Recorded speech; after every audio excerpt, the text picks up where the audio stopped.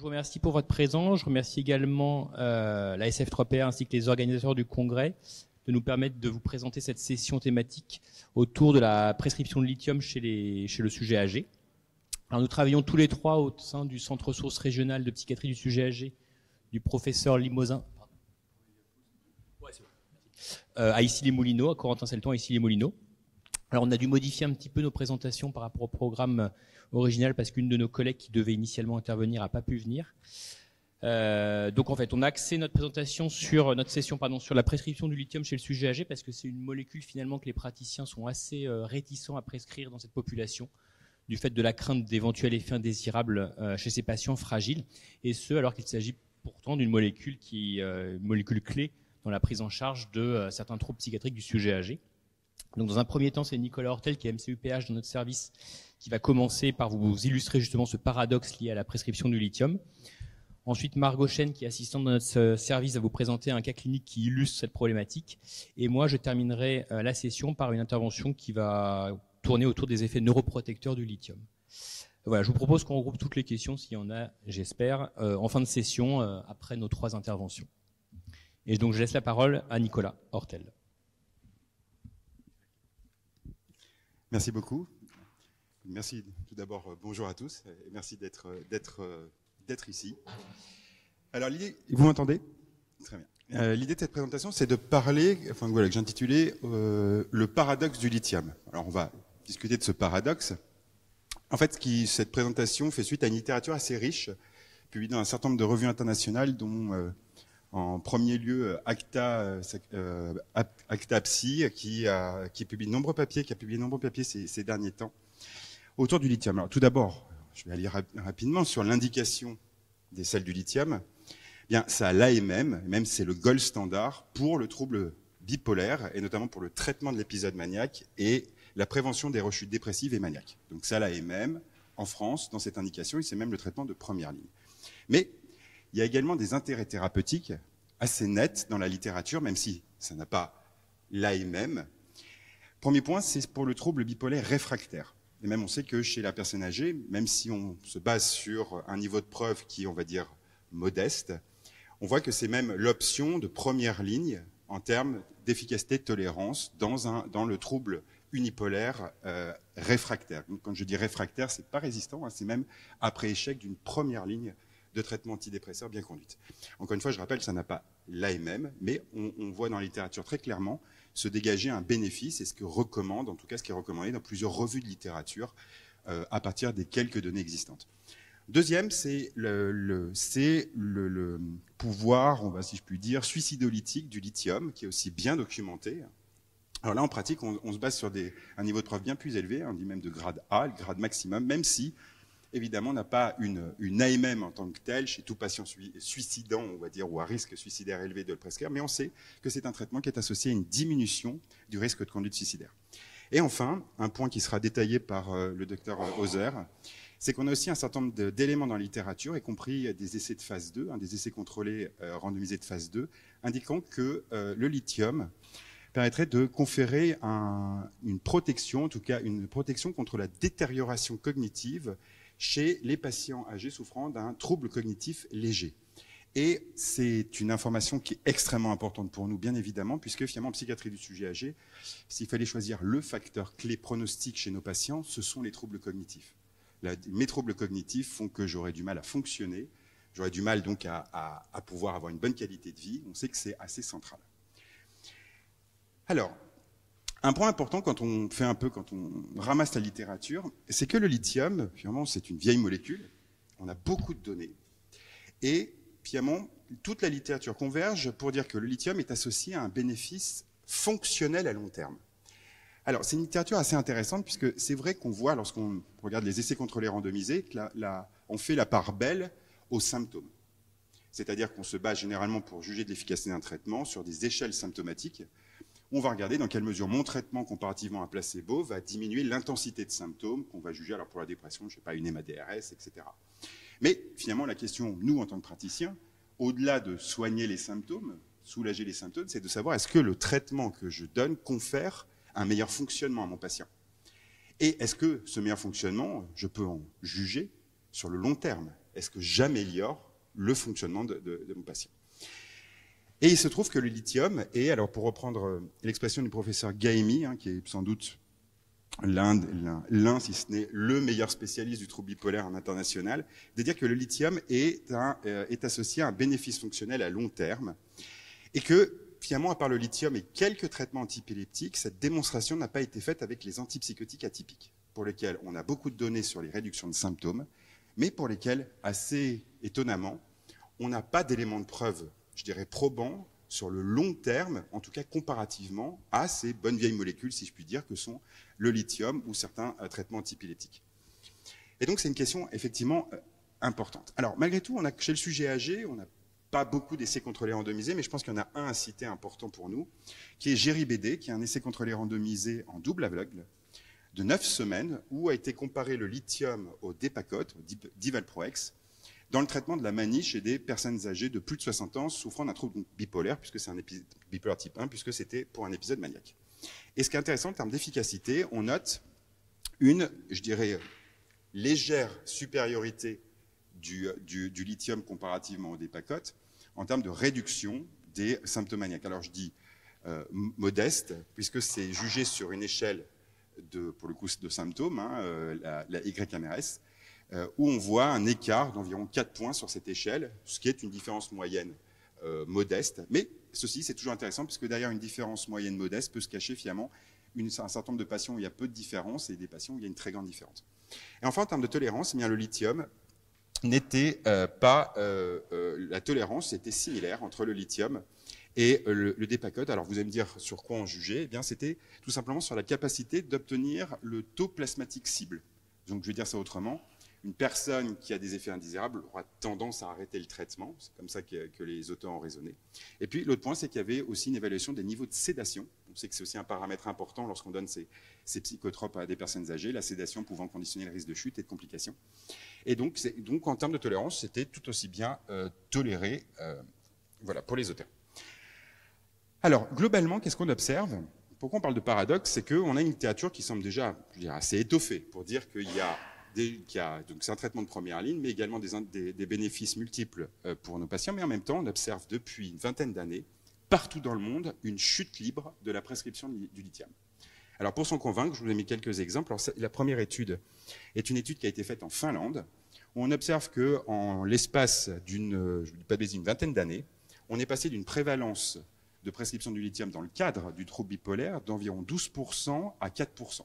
Donc on a divisé par 3 en 20 ans la prescription du lithium. Une autre donnée intéressante, c'était de mesurer la fréquence de prescription du lithium dans les 3 mois qui suivent le diagnostic de trouble bipolaire chez les patients. Et on a un taux qui est assez faible, 6% des patients en Finlande qui ont un diagnostic de trouble bipolaire se voient prescrire du lithium dans les 3 mois qui suivent le diagnostic. Aux États-Unis, qui est là où finalement on a le plus de données, on a un recul de 20 ans. Alors, je vous propose de regarder la courbe, notamment la courbe, je ne vais pas dire, c'est la courbe grise qui représente le lithium, où on voit une diminution en pratique de 30% à 17%, donc ça a été à peu près divisé par 2, cette prescription de lithium. Alors, au profit de quelle molécule? Souvent, quand une molécule chute, c'est que les prescripteurs utilisent une autre molécule. Eh bien, vous voyez qu'au tout début, on voit, donc dans les années, dans les années 2000, on le voit que c'est vraiment au profit des antiepileptiques thymorégulateurs. Et ça, c'était une donnée qu'on avait déjà dans la littérature, spécifiquement pour l'Ontario. On voyait une augmentation très importante de la prescription, notamment du Depakote, et une chute des prescriptions de lithium. Mais ce qu'on observe, à partir de, on va dire 2005, c'est une augmentation exponentielle de la prescription des antipsychotiques atypiques, qui représente aujourd'hui plus de 50% des prescriptions de thymorégulateurs aux États-Unis. Voilà. Alors, la liste pourrait être longue. À Taïwan, ils observent la même chose, que ces tendances qu'on vient de décrire pour les États-Unis. Et là, je vous ai quand même ajouté cette étude, parce que je trouvais très intéressante. C'était une étude d'Écosse, qui nous montre les prescriptions dans le temps de ces molécules. Et on observe là aussi une diminution, alors certes modeste, mais une diminution des prescriptions de lithium dans le temps. Et au profit d'une prescription croissante d'antiépileptiques thymorégulateurs et d'antipsychotiques qui, comme vous voyez, aussi sont à des taux de prescription qui sont de l'ordre de 50% des patients souffrant d'un trouble bipolaire. Et une dernière donnée qui est à droite, là, avec le carré bleu, c'est le taux de prescription d'antidépresseurs, parce qu'il n'y a pas beaucoup d'études qui l'indiquent. Et comme vous voyez, il y a près de 50 à 60% des patients souffrant d'un trouble bipolaire qui se voient prescrire un antidépresseur. Alors, peut-être pour rappel, bien évidemment, on sait... Ah pour rappel, effectivement, c'est quand même un résultat étonnant, puisque voilà, on le sait que parfois, on peut avoir recours à un traitement antidépresseur, mais que globalement, ce qui est dit dans les recommandations, c'est qu'un traitement antidépresseur, finalement isolé pour la dépression bipolaire, ne battrait pas un placebo. Voilà. Mais que par contre, en adjonction d'un régulateur d'humeur, il permettrait d'accélérer la réponse au régulateur d'humeur, et que, même si c'est pas très clair dans les guidelines, qu'a priori un antidépresseur, dans le cas d'un trouble bipolaire, ne devrait pas être prescrit plus de 2 mois, on va dire.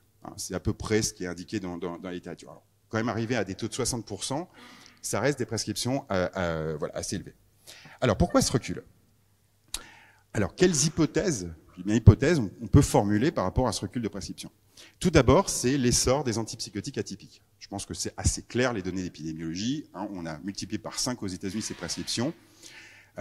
Et l'une des premières hypothèses est finalement une sorte de surestimation de l'efficacité de la tolérance des antipsychotiques atypiques, dans le cadre, en tant que thymorégulateur, dans le cadre du trouble bipolaire.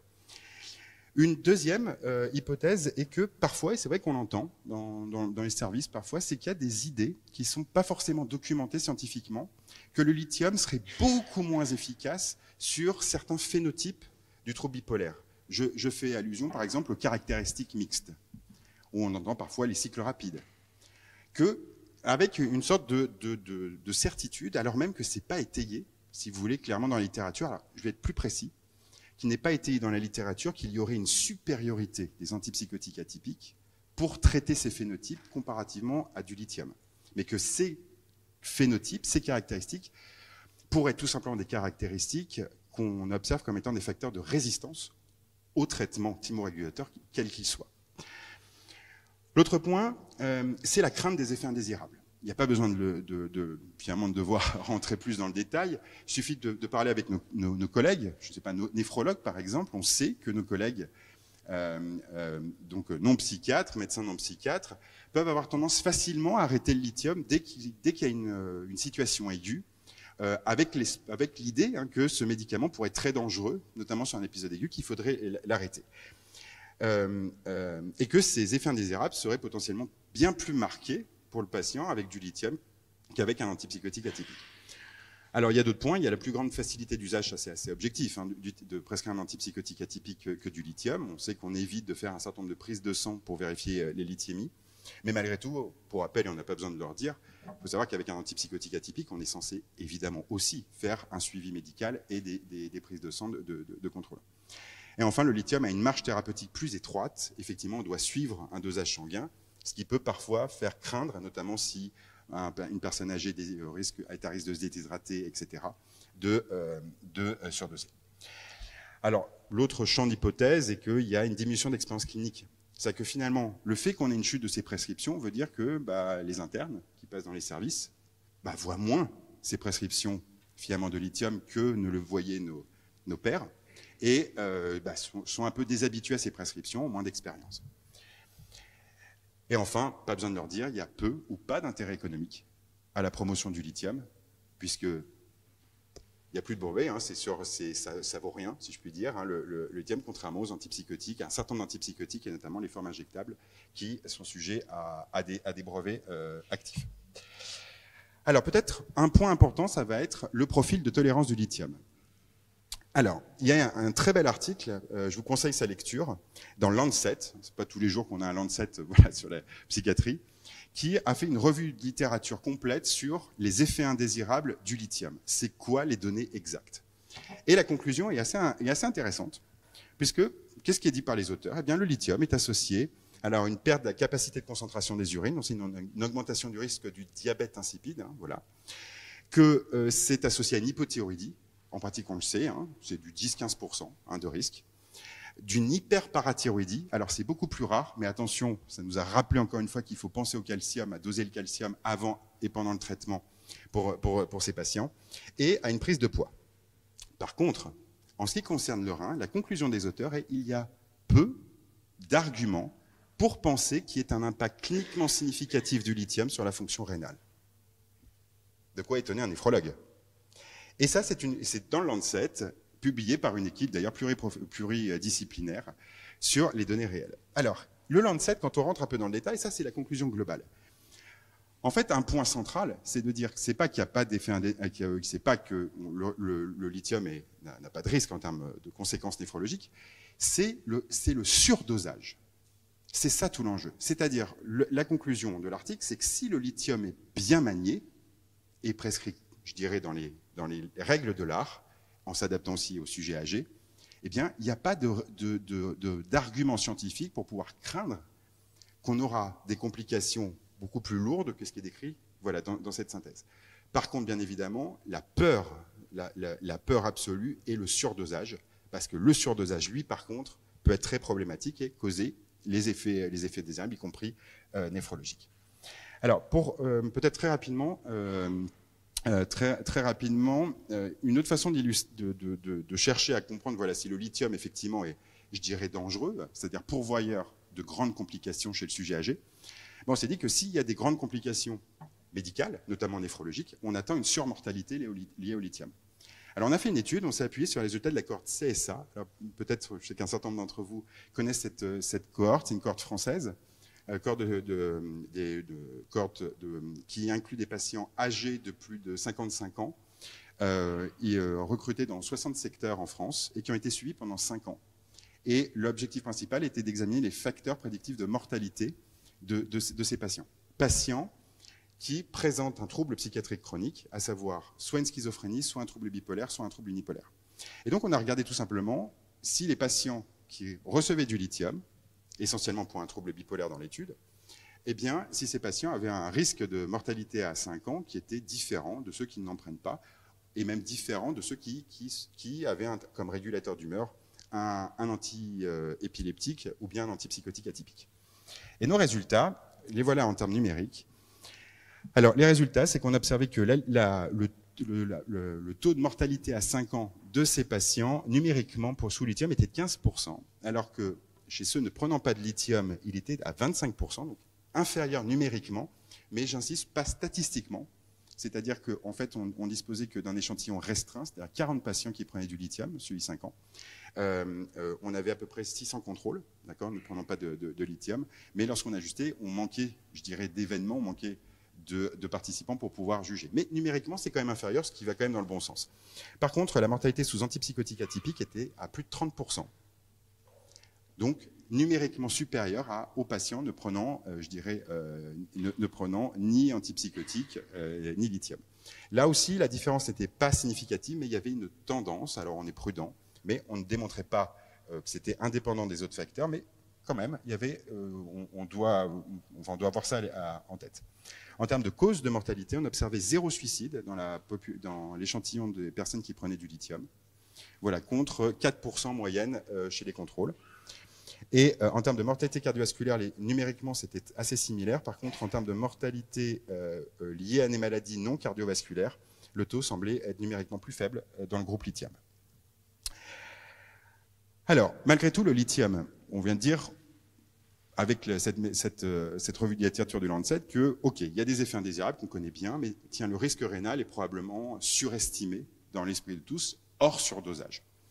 Mais la question, c'est comme tout médicament, il y a des risques. Et il y a des risques également avec le lithium, comme il y a des risques avec les antipsychotiques. Alors, comment peut-on minimiser ces risques?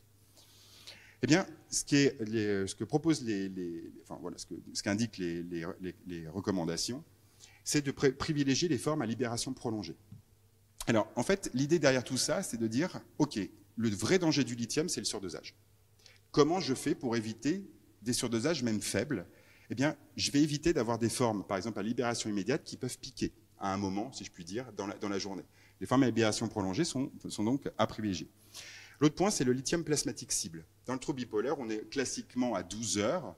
Pour une forme LP, on considère qu'on vise du 0,8-1,2, voilà, chez nos patients plus jeunes. Eh bien, chez le sujet âgé, l'idée, c'est de restreindre ce seuil en proposant du 0,4-0,8. Quitte à ce qu'on perde une opportunité. Voilà, c'est ça l'idée, c'est je minimise mon risque, ça. Un point très important, et je pense qu'il faut encore le rappeler, c'est la recherche des signes cliniques de surdosage, qu'ils soient neurologiques, digestifs ou en termes d'impact de CG. Pourquoi c'est particulièrement important chez le sujet âgé? C'est parce qu'on a déjà des données, notamment de Forrester, qui nous montrent quelque chose d'assez incroyable. C'est que là où il y a une corrélation très très forte entre le lithium dans le sang et le lithium dans le cerveau chez des sujets jeunes, eh bien, lorsqu'on passe les 50 ans, on perd cette corrélation.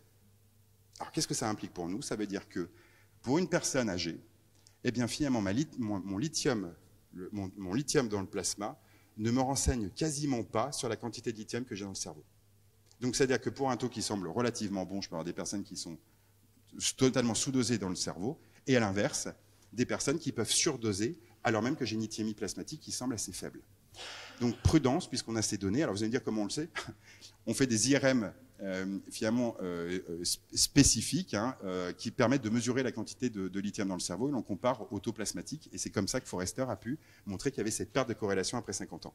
Donc qu'est-ce qu'on fait face à ça?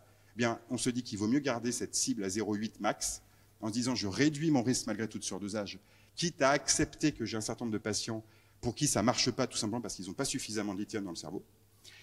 Ça, c'est point. Et puis surtout, je reviens comme d'habitude à la clinique, c'est les signes cliniques qui m'indiquent, c'est-à-dire qu'un patient qui présenterait des signes compatibles avec un surdosage en lithium avec du 0,4 en lithiémie plasmatique veut dire que je dois baisser. Voilà, en tout cas, peut-être on peut changer. Moi, dans ma pratique, ça peut m'arriver parfois de donner un demi-comprimé de LP400 un jour sur 2. Alors vous allez me dire, c'est un peu étonnant pourquoi on fait ça, mais tout simplement parce que la demi-vie étant d'environ 5 jours, eh bien, même un jour sur 2, on arrive à avoir des taux plasmatiques finalement qui sont stables, juste en s'y prenant comme ça, ce qui nous permet de viser une lithiémie qui peut être à 0,2, où disparaissent ces premiers symptômes de surdosage.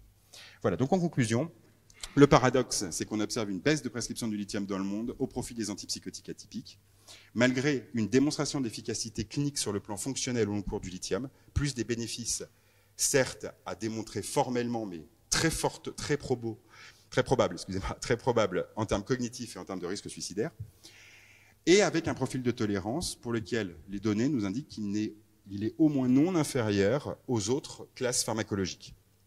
Il y a donc une incongruité également assez nette entre les recommandations de bonne pratique qui indiquent le lithium en première ligne pour un trouble bipolaire comparativement aux antipsychotiques, avec cette si faible taux de prescription.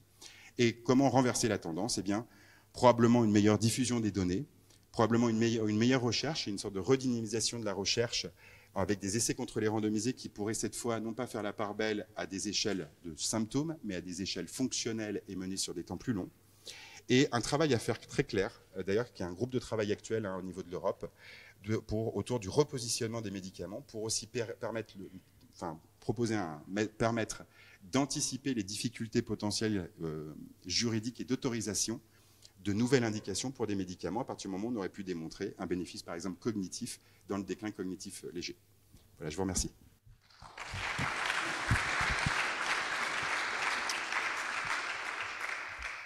Merci beaucoup Nicolas. Je laisse la parole donc à Margot qui va vous présenter un cas clinique autour de la prescription de lithium chez un sujet âgé.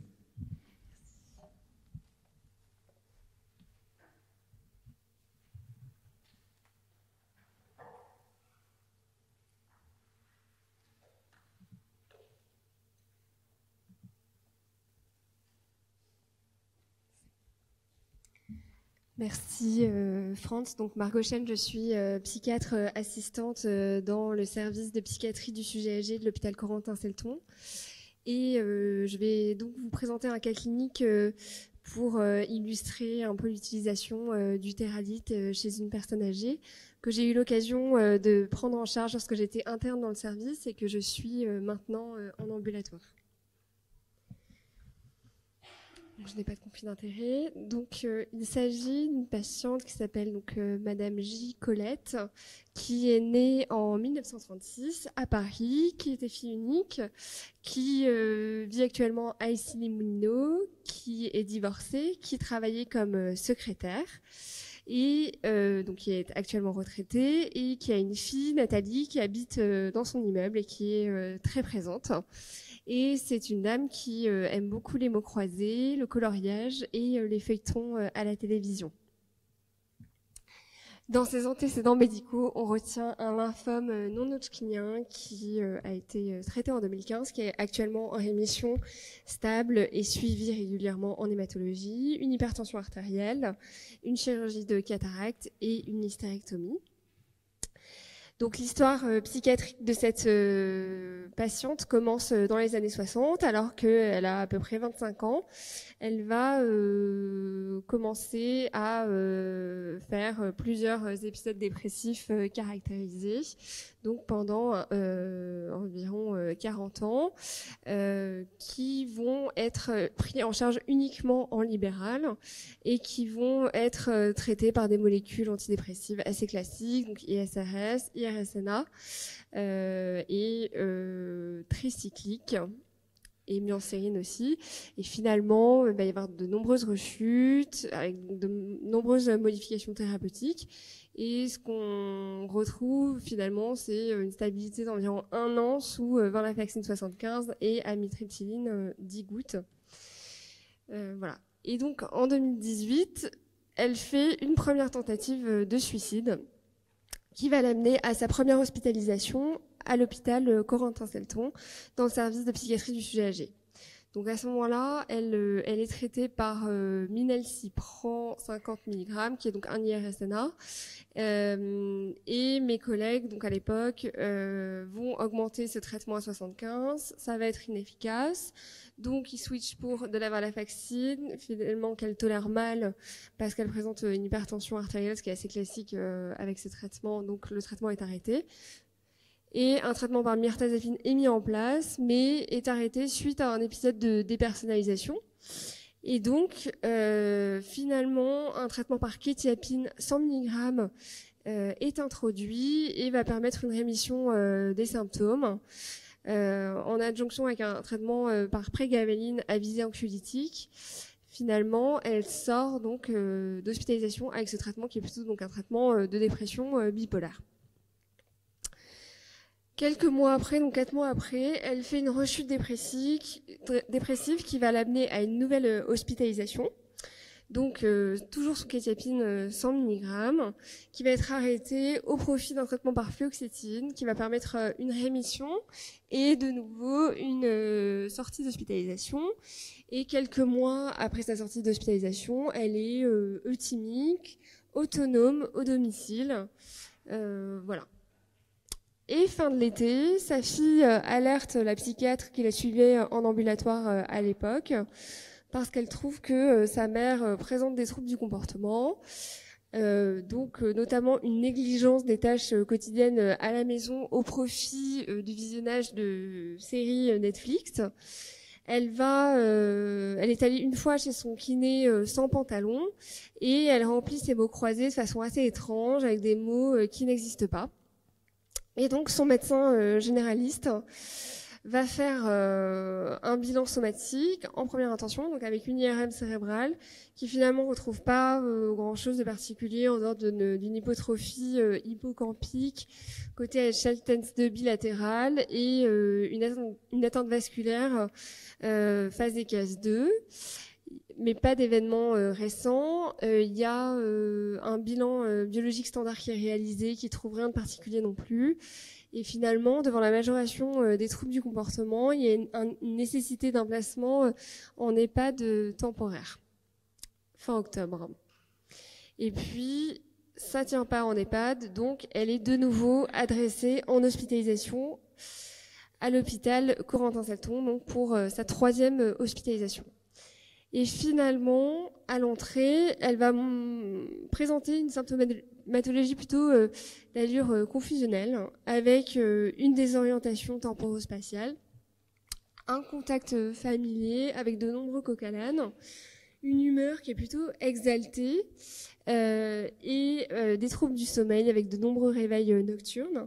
Et dans son discours, on va retrouver de nombreuses affabulations où elle raconte que elle fait de l'aéroplane, qu'elle prend des cours au Bourget et à Marseille, qu'elle a piloté un Dakota, qu'elle a été en Chine, que c'était merveilleux. Enfin, c'est assez riche comme discours.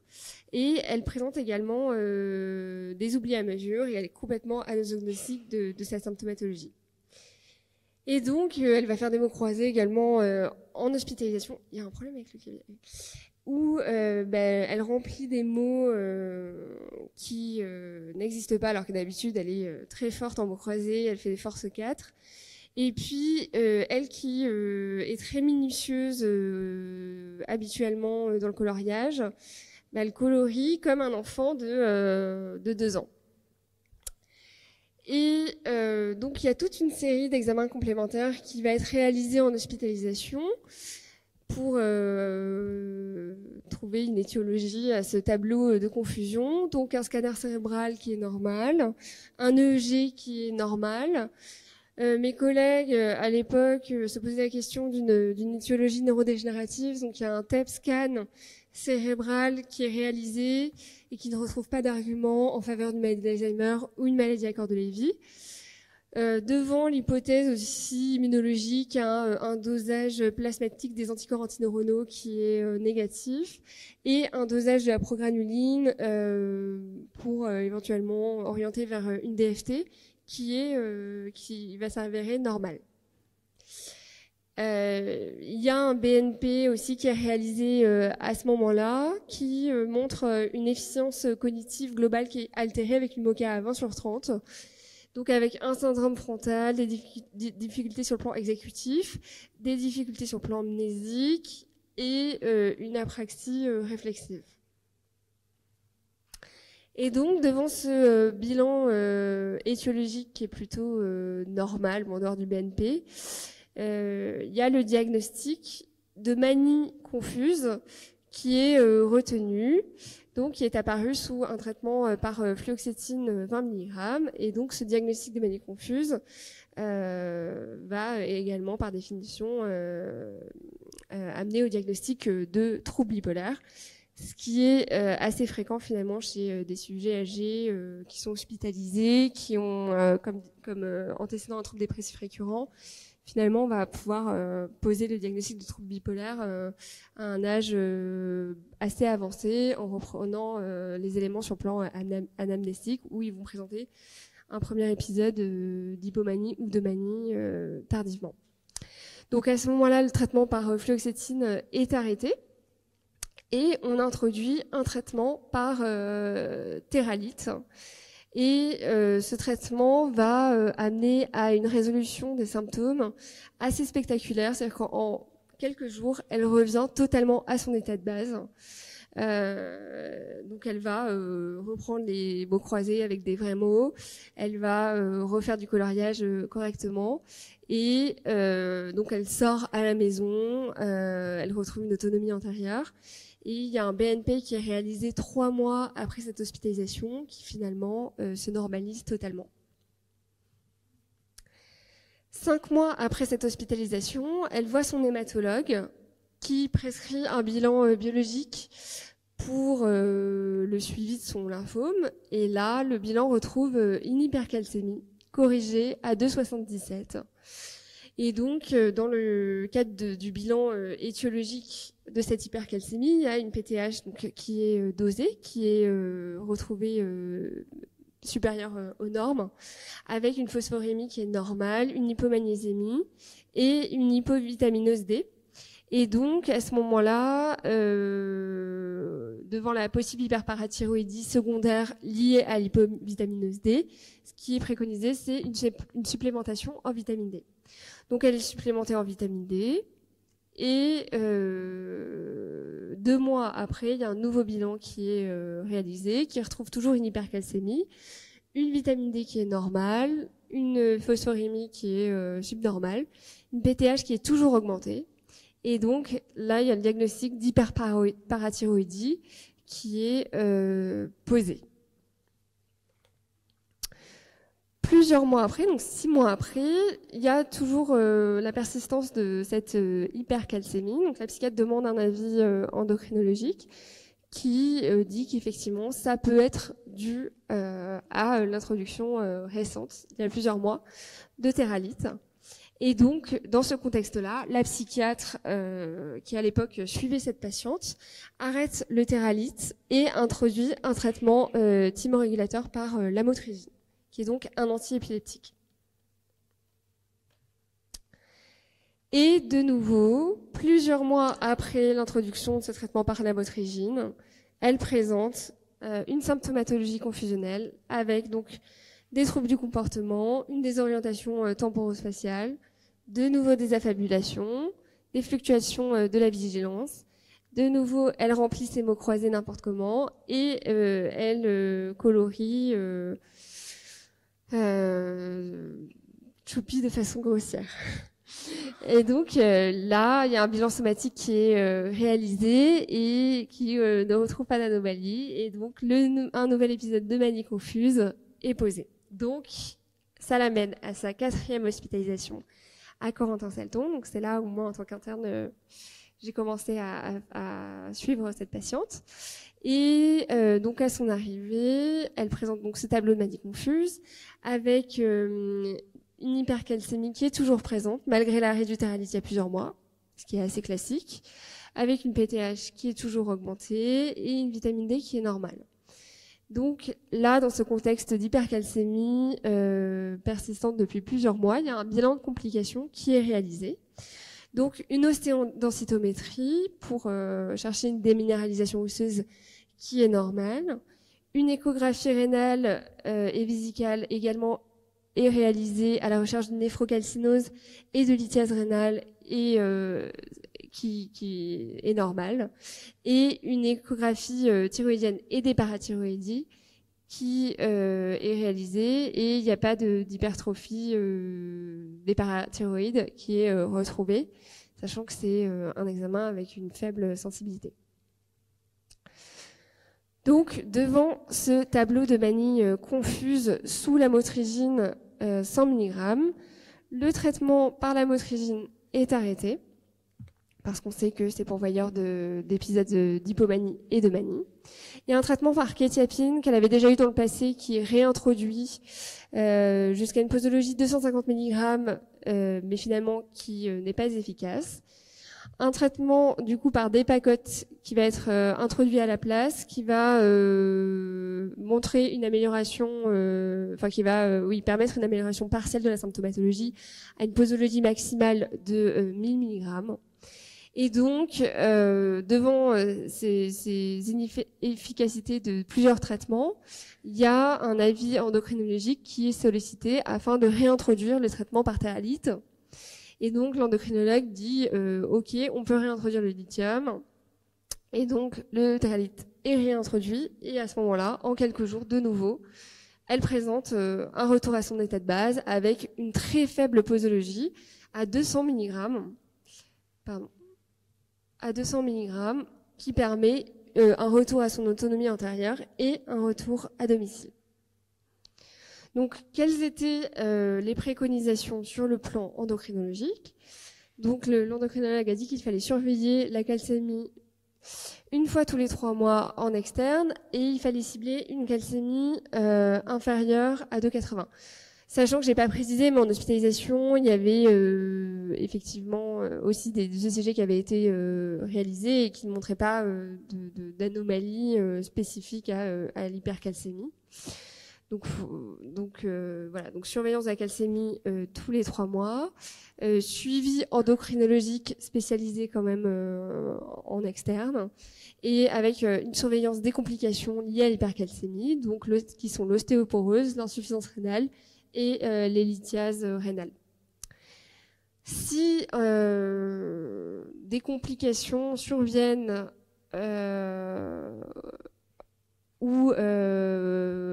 liées à l'hypercalcémie, à ce moment-là, un traitement peut être envisagé, soit par biphosphonate, soit par Cinacalcet, ou si l'état général de la patiente le permet, à ce moment-là, une intervention chirurgicale avec une parathyroïdectomie partielle.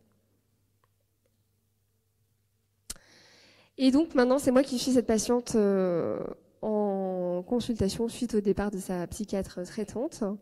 Et donc, depuis sa dernière hospitalisation qui a eu lieu il y a plus d'1 an, donc à peu près 1 an et demi, en janvier 2022, la patiente est donc toujours sous Teralit 200 mg. Elle est stable sur le plan thymique et cognitif. Elle est donc autonome au domicile, avec des aides. Et donc, on surveille régulièrement ces calcémies, la PTH, qui restent élevées, mais qui sont stables et toujours en dessous de 80. Et donc, elle continue toujours les coloriages et les mots croisés, mais sans dépasser et avec des mots qui existent vraiment. Voilà, merci pour votre attention. Du coup, si vous avez des questions, n'hésitez pas. Bonjour, merci. Par ici, hop, à gauche en bas. Dans vos deux premières présentations, vous avez évoqué la surveillance et parfois une différence entre le lithium plasmatique et la clinique. Est-ce que vous avez évoqué et quel usage vous avez du lithium érythrocytaire dans votre service? Merci. Au calcium ionisé aussi. Merci beaucoup. Merci beaucoup pour cette question. Alors en pratique dans le service, on a même obtenu un PHRC national sur cette question.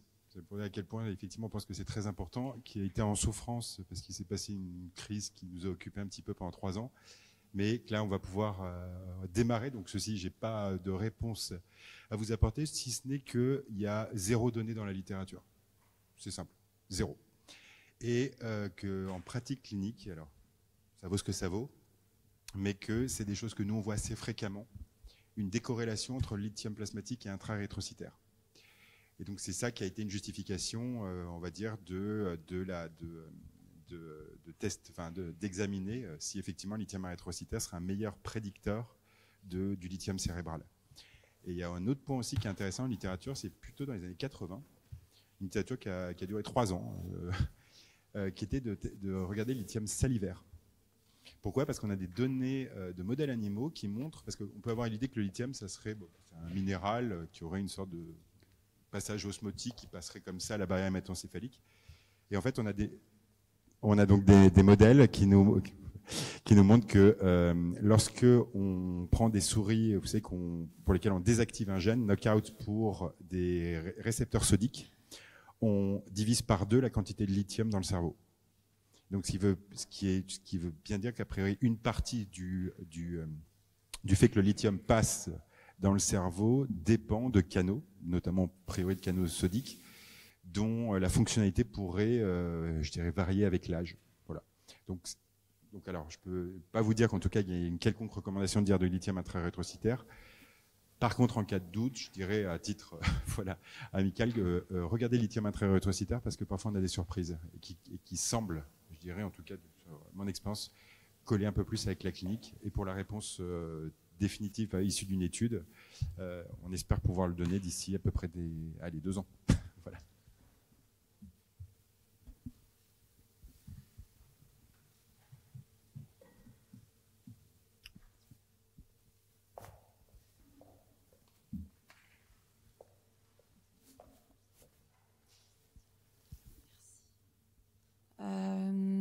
Bon, pardon, j'ai pas entendu ce que vous avez dit là du tout, mais sinon, j'ai 2 questions. Alors, c'est peut-être un peu long, je sais pas. J'ai une petite question, c'est en cas de surdosage de lithium avec des complications neurologiques et tout ça, etc. Le patient, donc une personne âgée, le lithium est arrêté alors qu'il était stabilisé depuis des années sous cette molécule. Est-ce qu'on peut le remettre après ou pas?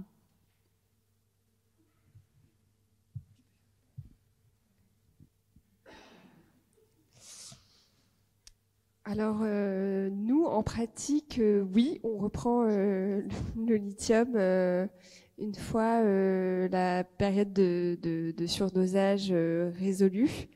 C'est-à-dire quand le patient n'a plus de signes cliniques de surdosage, c'est-à-dire plus de confusion, plus de tremblements, plus de diarrhée, éventuellement plus de syndrome cérébelleux, quoique parfois il y a un syndrome cérébelleux séquelaire qui peut persister. Mais en termes de balance bénéfice-risque, souvent il est préférable de reprendre le traitement par Theralite si la reprise du traitement est bien tolérée, parce que sur le plan psychiatrique, ça permet quand même une plus grande stabilité et un meilleur fonctionnement au décours. En tout cas, c'est la pratique qu'on a dans le service. Après, je ne sais pas si Nicolas ou Franz, vous avez d'autres avis. Si je peux ajouter juste une formule, parfois c'est pas le médicament, mais c'est la dose qui fait le poison. T'en passes décidément, excusez-moi, je ne sais pas comment tenir ce micro. Parfois c'est pas le médicament qui fait le poison, c'est la dose. Voilà, je crois que donc effectivement c'est un phénomène de surdosage malheureusement. C'est pas pour autant que d'emblée le médicament prescrit à la bonne posologie serait dangereux, mais effectivement comme disait Margot, il est plutôt sage de donner le temps d'achat que ça soit en résolution et qu'il y ait aussi une discussion avec le patient, tout simplement. Parce qu'on peut comprendre que dans les situations de surdosage, ce qu'on voit, la confiance dans le médicament est altérée, bien évidemment. Donc c'est des discussions aussi dont on doit tenir compte, c'est aussi l'avis du patient, et ensuite de raisonner en balance bénéfice-risque. C'est un peu toujours difficile de raisonner toujours en général, c'est vrai pour ce type de questions, mais en tout cas, il n'y a pas de contre-indication à reprendre. Merci beaucoup. Et j'ai une autre, je suis désolée, parce que votre cas m'a beaucoup intéressée. Moi, je me retrouve, je fais de la liaison en fait, enfin entre autres, et j'ai un cas, moi, c'est de mélancolie confuse chez une personne âgée qui est, comment dire, hospitalisée en SSR pour un truc qui a rien à voir, qui est de pas psychiatrique du tout, quoi, et en fait, qui a des antécédents de dépression. Répétition, donc plutôt un trouble dépressif récurrent, mais comme vous, un peu, qui était traité en libéral auparavant. Et du coup, là, où elle est traitée, ils lui mettent ils ont essayé pas mal d'antidépresseurs, et en fait, il n'y a rien qui marche, c'est de pire en pire. Donc, et là, ça va jusqu'à donc la mélancolie confuse, avec une opposition, elle mange plus, enfin, ça devient assez catastrophique. Et du coup, moi, je ne sais plus trop quoi faire. Et là, vous me faites penser un petit peu, pourquoi pas au lithium? Vous en pensez quoi? Oui, en adjonction d'un traitement antidépresseur, ça peut être tout à fait intéressant pour cette patiente. Après, quand il y a un risque vital comme ça, chez des personnes âgées, fragiles, on peut aussi envisager un traitement par sismothérapie qui va être aussi efficace rapidement. Et après, ça dépend aussi de la disponibilité de ce traitement, parce que je sais que c'est pas accessible partout. Merci. Bonjour, excusez-moi. Ce serait une question pratique. Je suis un gros utilisateur du lithium chez les jeunes, chez les vieux. Parce que je suis un vieux psychiatre, donc j'étais formé avec ça. Donc, quand il y a des tremblements, on est obligé de l'arrêter, même si le taux n'est pas forcément sanguin, n'est pas forcément très élevé. Est-ce que vous avez une idée comment... Parce que j'aimerais bien les poursuivre, mais quand ils tremblent au point de... Quand il tremble au point de ne pas pouvoir boire ou des choses comme ça, on est obligé de l'arrêter, bien sûr. Et parfois, le taux sanguin n'est pas élevé du tout, quoi. Est-ce qu'il y a des choses à vérifier par rapport à ceux qui tremblent, ou est-ce que vous avez une recette pour les empêcher de trembler? Parce que j'essaye les bêta-bloquants, on essaye les anti-parkinsoniens, enfin, des tas de trucs, ça ne marche pas, quoi. Donc voilà. Oui, merci beaucoup. J'avais un patron à Columbia qui me répétait ça, c'est-à-dire que la question, souvent on a une vision binaire des effets indésirables. Enfin, c'est vrai quand on parle un peu donné, est-ce qu'il y a des effets indésirables ou pas? Et répéter à longueur de temps, en fait, la question c'est pas de savoir s'il y a un effet indésirable, c'est de savoir l'intensité de l'effet indésirable. Et que finalement, à partir du moment où on prend un médicament quel qu'il soit, on s'attend même, à dose minimale, on s'attend à ce qu'il y ait un effet biologique et qui peut sous-tendre effectivement un effet indésirable. Et on espère tous, on tend vers cet idéal que finalement ça soit quasi imperceptible. Et donc c'est pourquoi je dis cela, c'est que ça me fait penser ça me faisait penser à ça, votre question, c'est que en fait encore une fois on est dans une période où on donne beaucoup de crédit au dosage, au nombre, aux images, mais c'est la clinique qui doit primer. Et on sait aussi, même si c'est des cas a priori rares, que même avec une lithiémie plasmique, même pour un jeune, on peut se dire tiens, c'est pas énorme dans l'absolu. Mais le problème, c'est qu'on est en train que de mesurer un taux dans le sang et pas un taux dans le cerveau. Alors, malheureusement, on ne va pas faire une ponction lombaire pour pouvoir le juger, mais ce qui fait qu'on n'a qu'un proxy et que ce qui prime, c'est la clinique. Et donc, un patient, en tout cas, voilà, nous, c'est l'habitude, un patient âgé qui commence à trembler, qui commence à avoir des symptômes qui sont compatibles avec un surdosage en lithium, on baisse. Et même si on a une lithiémie à la fin cible à 0,1, eh bien, à ce moment-là qu'il n'y a plus de tremblement, on est satisfait, on maintiendra ce traitement, considérant que la clinique a primé, que c'est probablement, on fait cette hypothèse, que c'est la bonne posologie pour ce patient. Et après, le temps nous dira si ce médicament apporte les bénéfices attendus ou pas.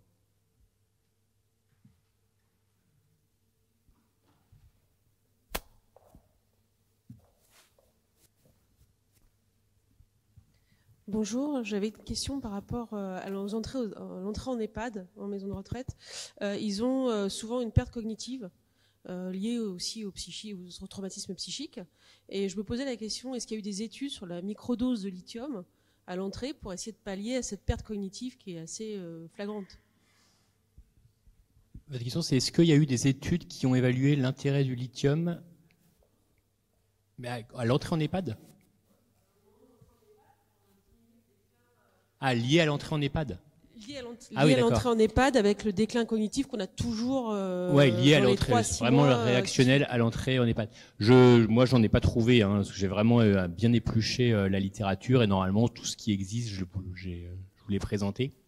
Après, est-ce que finalement, qu'est-ce qui sous-tend le déclin cognitif lié à l'entrée en EHPAD? Est-ce que c'est en rapport aussi avec le vécu de l'entrée en EHPAD, un trouble, un épisode dépressif ou que sais-je? Je suis pas certain parce que après c'est vrai que j'ai fait une présentation un peu entre guillemets offensive en faveur du lithium sur les effets neuroprotecteurs. Bon, c'est pas non plus miraculeux. Je pense pas que sur une situation comme vous décrivez, ça puisse vraiment être un médicament qui va empêcher.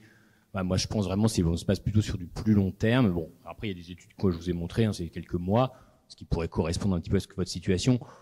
Bon, là, c'est une situation quand même très particulière où de base, en plus, si le patient il est institutionnalisé, c'est que par ailleurs, il y a aussi une baisse d'autonomie, probablement une majoration de ses troubles cognitifs. Donc, on est à un stade de la maladie déjà qui avance et qui s'aggrave. Voilà, comme ça, je pense que je suis pas certain qu'il y aura un intérêt. Après, ça peut être une hypothèse assez intéressante à tester, mais après, c'est pas non plus facile à faire ce genre d'études. C'est pour ça qu'il y a très peu de données dispo. Donc, on est quand même un peu limité par la faisabilité.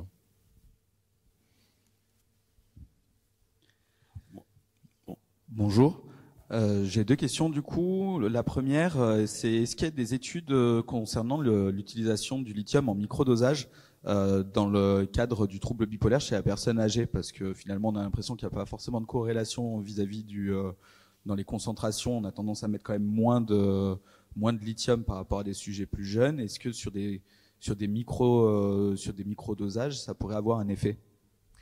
Alors moi j'en ai pas retrouvé, mais après il faut bien aussi se dire le sujet bipolaire, même s'il est âgé, le trouble bipolaire il est toujours là, donc il faut toujours traiter son trouble bipolaire et les microdoses c'est vraiment à visée, on va dire pro-cognitive on va dire, mais si un sujet bipolaire, un trouble bipolaire, les microdoses elles vont pas être suffisantes, en tout cas on peut s'attendre à qu'elles soient pas suffisantes pour stabiliser le trouble. Donc chez un patient bipolaire qui vieillit, qui a des troubles cognitifs débutants ou pas d'ailleurs, on gardera et qui a bien répondu au lithium à une dose X. Il n'y a pas d'intérêt à baisser la dose en se disant une microdose suffit pour le côté cognitif, parce que de toute façon, à côté de ça, il y a quand même le trouble bipolaire à prendre en charge. Et donc là, c'est des doses thérapeutiques, avec en adaptant la dose chez le sujet âgé, bien sûr, mais on ne se place pas du coup dans la vision pro-cognitive du lithium à microdose. Mais je ne crois pas qu'il y ait eu d'études, en tout cas spécifiquement, sur votre question. Non. Ok. Merci. Et la seconde question, c'est est-ce qu'il y a un seuil minimal que vous interdisez à introduire un traitement par lithium en fonction de la fonction rénale?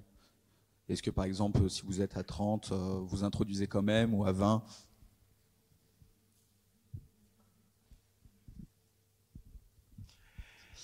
Merci pour la question. Alors évidemment, la façon simple de répondre, c'est de dire, écoutez, dans le Vidal, on dit qu'il faut respecter donc insuffisance rénale, donc dès que tu es en dessous de 60, on n'est pas censé introduire. Alors, une fois qu'on a dit ça, effectivement, parfois on est embêté, parce qu'un patient qui a une insuffisance rénale peut avoir d'autres comorbidités, qui fait qu'on est confronté au choix classique, je dirais classique en tout cas, qui n'est pas rare, en psychiatrie de la personne âgée, qui est d'essayer de considérer le choix le moins pire entre des options. Donc, en tout cas, le corollaire de l'insuffisance rénale, on sait que la personne a un risque décuplé de faire un surdosage. Donc, c'est certain que si on retient cette option, on aura besoin de faire un maniement du lithium dans des conditions optimales, les plus sécurisées possibles, avec sans doute une surveillance renforcée de la prise, le monitoring plasmatique et clinique par rapport à ces symptômes de clinique. Donc en tout cas très concrètement, oui, ça nous arrive de démarrer du lithium sur des insuffisances non pas sévères. Par contre, je dirais qu'en tout cas pour répondre très précisément à votre question, oui, le vrai seuil psychologique c'est le 30 de DFG, où là clairement en dessous on prend vraiment probablement, je dis en tout cas probablement des risques majeurs en termes de surdosage, mais bon, voilà, en tout cas 30 et 60, c'est pas forcément, et d'ailleurs c'est pas forcément quelque chose qui est strictement contre-indiqué, mais c'est certain qu'on prend plusieurs risques.